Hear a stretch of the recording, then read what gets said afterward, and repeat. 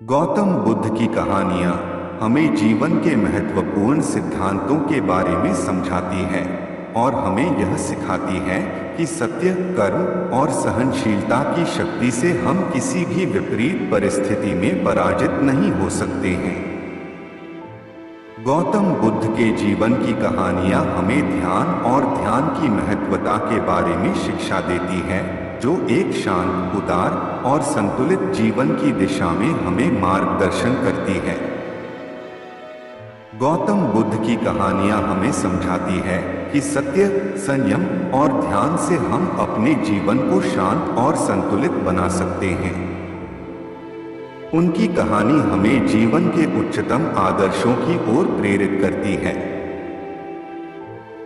एक बार महात्मा बुद्ध और उनके शिष्य एक गांव में प्रवचन के लिए जा रहे थे। तभी बीच रास्ते में एक शिष्य ने कहा कि भगवान, हम बहुत ज्यादा थक गए हैं, क्या हम सभी किसी स्थान पर रुककर विश्राम कर सकते हैं? गौतम बुद्ध ने कहा, ठीक है। तभी उन्हें पास के खेत में काम करता एक किसान दिखाई दिया, जिसके पास महात्मा बुद्ध गए और उसके बाद में विश्राम करने की अनुमति मांगी। किसान ने गौतम बुद्ध को पहचान लिया और प्रणाम करते हुए कहा कि यह तो मेरा भाग्य है कि आप हमारे यहाँ पधारे। महात्मा बुद्ध के कई बार मना करने पर भी किसान नहीं माना और महात्मा बुद्ध और शिष्यों के लिए कई प्रकार के फल और जलपान की व्यवस्था करी। फिर थोड़ी देर बाद किसान अपना खेत जोतने दोबारा चला गया। महात्मा बुद्ध और उनके शिष्य किसान और उसके पोते को देख रहे थे, जो कि खेत को जोतने में व्यस्त है। परंतु किसान का पोता थक गया और वह आराम करने पेड़ की छाया के नीचे चला गया, परंतु उसकी आंख लग गई और वह सो गया। जब वह सोकर उठा तब तक किसान सारा खेत जोत चुका था। यह देख एक शिष्य ने गौतम बुद्ध से पूछा, भगवान, वह किसान काफी ज्यादा बूढ़ा है, फिर भी उसने सारा खेत अकेले जोत दिया।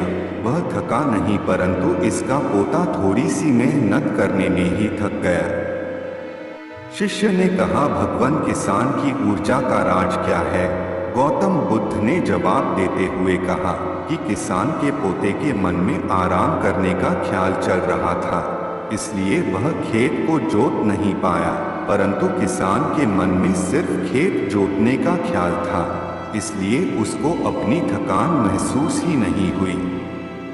इसलिए उसने सारा खेत अकेले ही जोत दिया, क्योंकि उसको सिर्फ किसी भी प्रकार से खेत जोतना था, जिसके लिए वह अपना सुख भूल गया। गौतम बुद्ध ने कहा, यदि कोई व्यक्ति अपने मकसद को पूरी जान लगाकर पाने का प्रयास करता है और अपने मकसद से प्रेम करता है, ऐसे व्यक्ति को आलस कभी भी कामयाब होने से नहीं रोक सकता। इस कहानी से हमें यह सीख मिलती है कि आलस्य मनुष्य का सबसे बड़ा शत्रु है।